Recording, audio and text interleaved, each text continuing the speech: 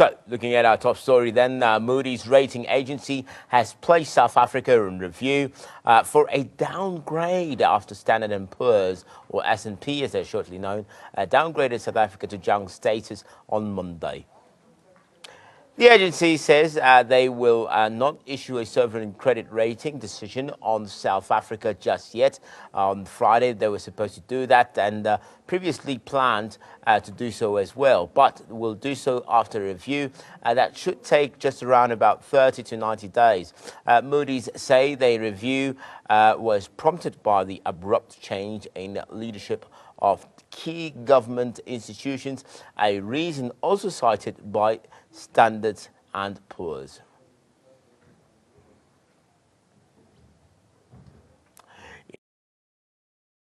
Malusi Gigaba and President reiterated that it is the same government and the same policies that would continue.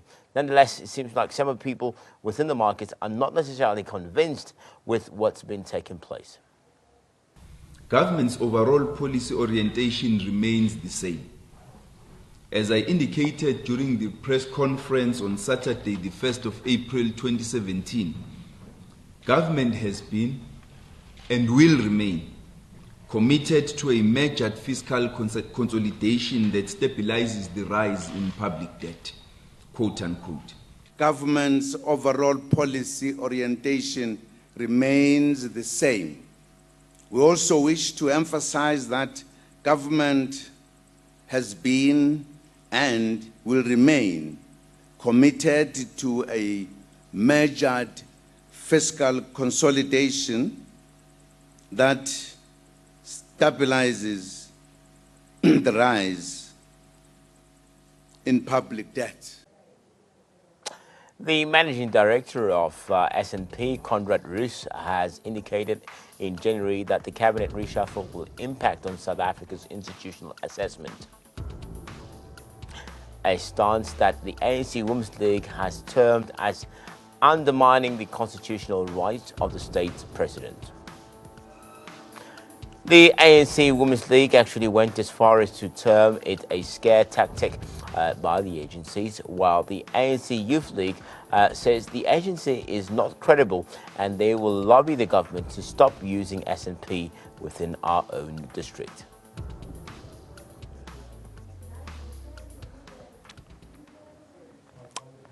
I'm sure those of you who know me very well will know that I'm a bit somber this evening, not as excited as you normally would be, because I realize something that is very important. One of the things that is critical to what we call a democracy or constitutional democracy is understanding why decisions need to be made and why it is important that majority of people would vote for a particular president to be in place or a particular party.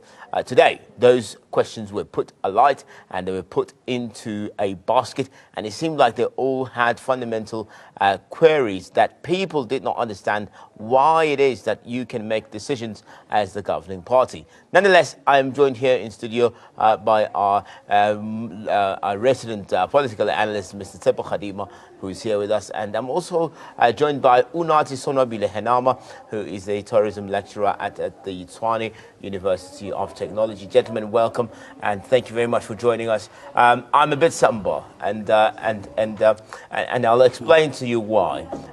We live in what we call a constitutional democracy. It seems like our people, and as I was watching social media, Facebook and Twitter and the likes, that people don't understand what that means. And the president has made a decision, and whether or not the top six knew about it, it's irrelevant, because in a constitutional democracy, the president, who is elected by the party, who is elected by the same top six, is actually in power and can make decisions like this. That's why he's privy to such things as intelligence reports. In the United States, they have Donald Trump, who has just appointed his own daughter to become an advisor in the White House. I wonder if President Zuma was to appoint his own daughter. And signing law. and signing off things in his own cabinet, what the people of South Africa would say. We have in the United Kingdom a new Prime Minister in the likes of Theresa May, who was put there because Mr. David Cameron felt that he had lost confidence in these people himself to engage in a mandate which he lost, unfortunately, in a referendum, 48 to 52%, and he felt that he can't continue. So I want to find out, what does this constitutional democracy mean?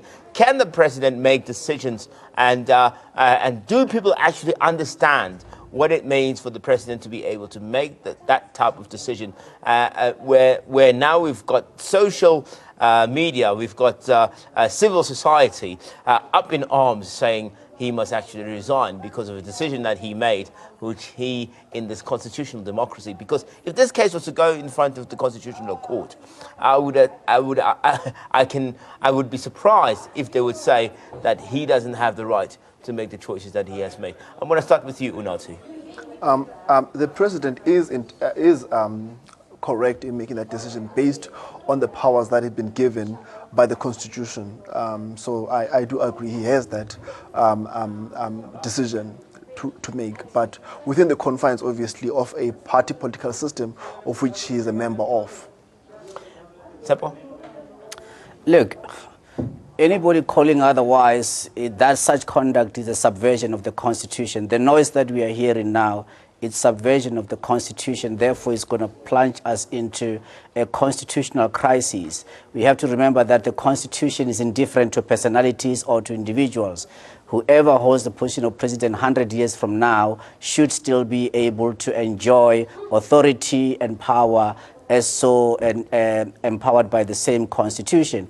If the nation believes that perhaps maybe the appointment of cabinet or the constitution of a government in terms of the executive needs to change, let's deal with the amending of the Constitution and not this noise that currently has created such confusion in the country, has created such panic in the country that now we don't even know whether or not we are coming or going. And the net cost of it, of course, is that major decisions are not being made, and very necessary decisions. We saw the president today somersaulting, talking at the rail thing.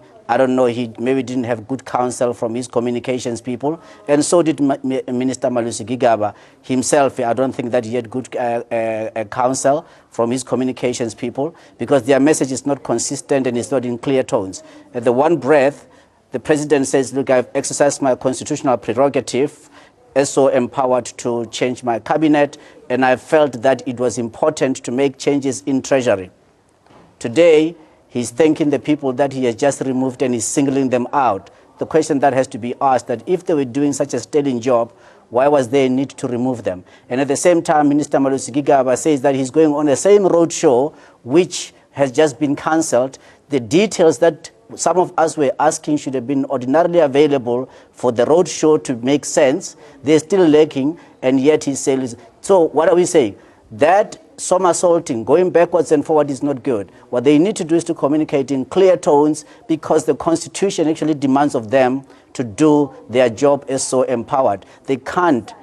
To continue listening to these other voices is itself an act of subversion of the Constitution. Yeah. Yeah, that's quite true, Tsepo. I've got Wayne Divinage, who's joining us now on the line.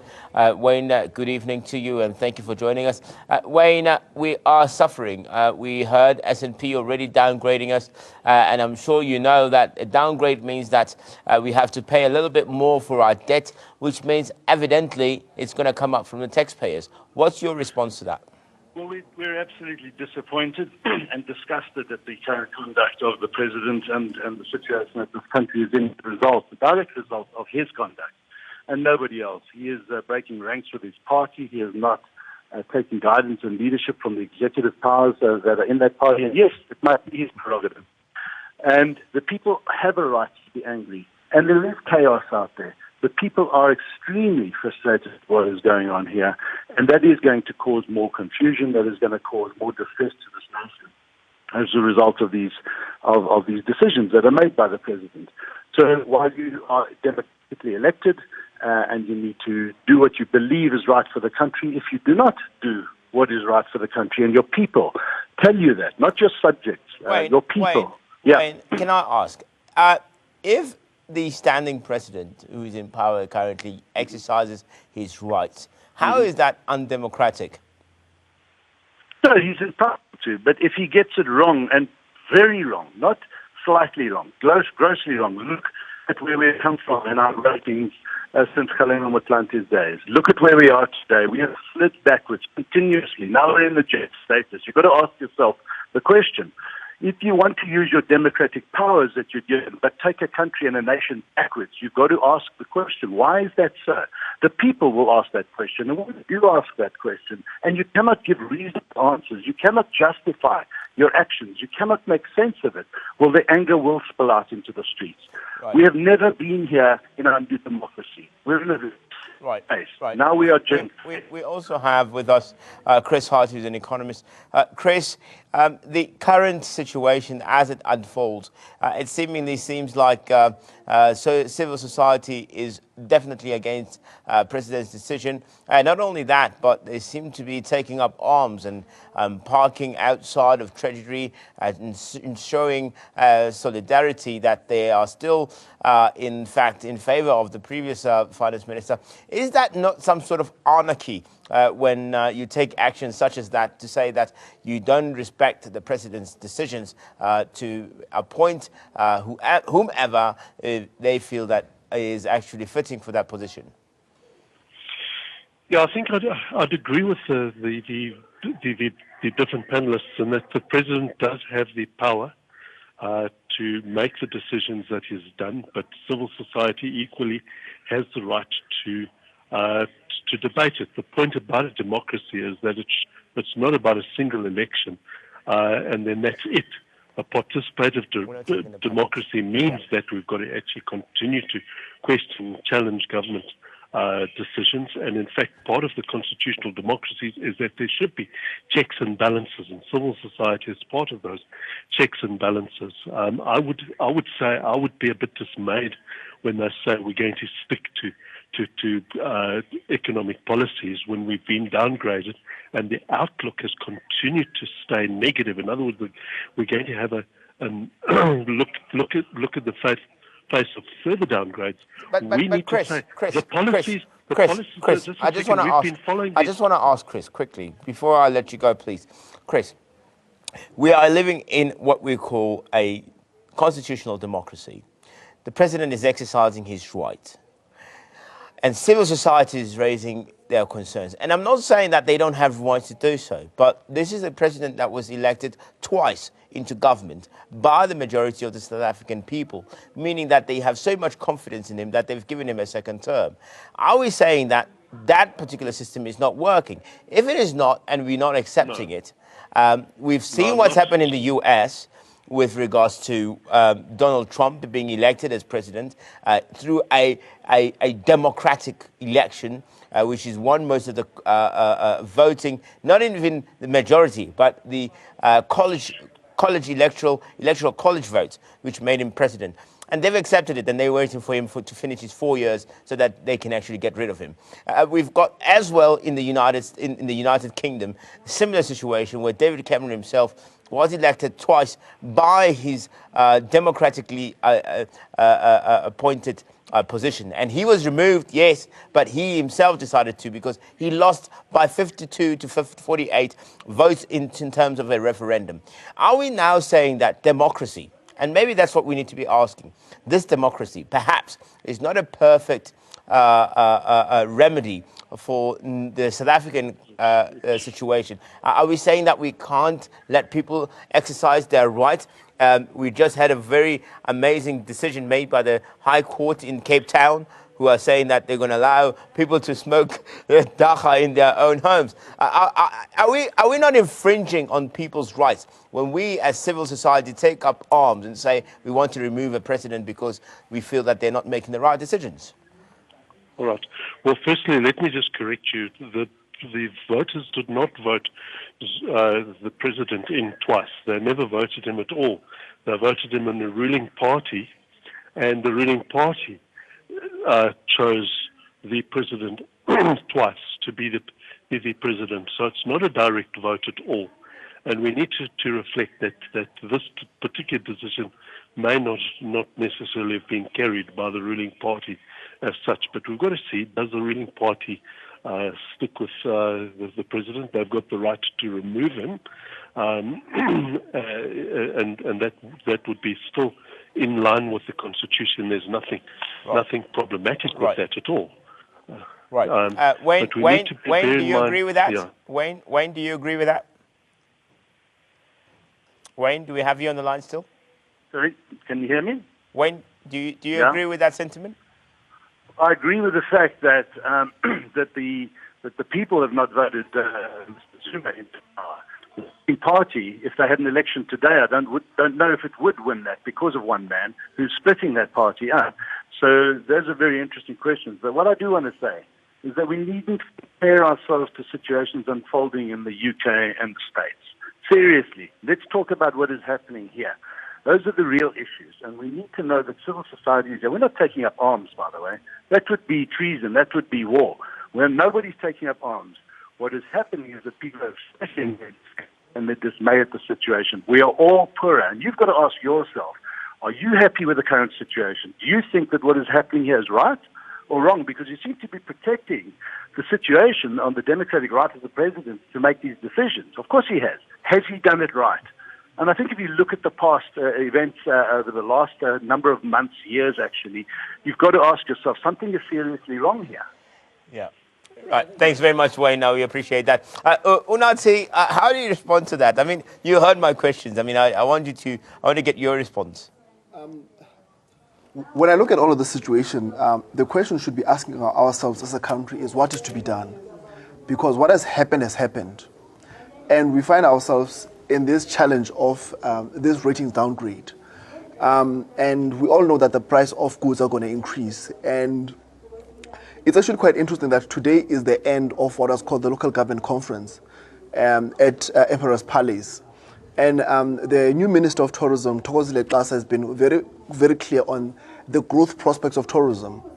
And as we speak about this, each and every country where there's been a ratings downgrade, that country has become, interestingly enough, much more cheaper for people coming from outside to come and spend in that country.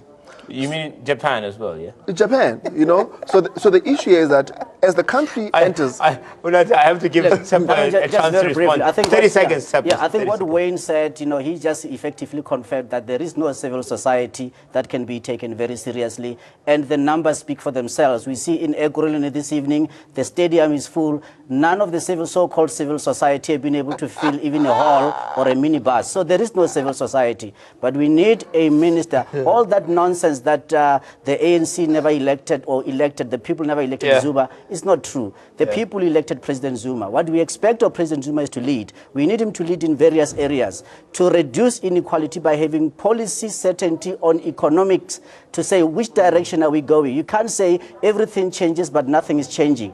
So therefore we need consistency. We need to deal with debt. Our debt is a problem. We need a clear plan. How are we going to refinance? How are we going to cut our interest rate, which has been ballooning? And also we need details. This downgrade, what is in rands and cents? What is the effect? That hasn't been given. The quicker the minister gives us, the better for all of us. Gentlemen, I want to thank you very much. Thank you. I appreciate your time. And that's all the time we have for Best Parts. Can you believe it? I couldn't even do anything else. I had to take that and take all those comments from you. Let me tell you something, though, that is important from my perspective, is that what we know is that the policy changes and whoever is in power makes no difference. And the history of the world will tell you that in a democracy, whoever is at the helm is trusted and must be given the powers to exercise their rights as the leader to make sure that those things are taking place. Nonetheless, over and above that, this is my last point, and I'm going to finish on this one. We need to unite to say that this is what we want for the economy. If the economy is to change, some drastic measures need to be taken. Best leaders in the world that I know of, Aristotle, even including Shakespeare, even including the likes of McCain, all these guys have done those things because they believe that they can be making a different change. But they were not liked when they made those decisions at the time when they made those decisions. So perhaps South Africa must be a little bit more optimistic about the decisions that are made.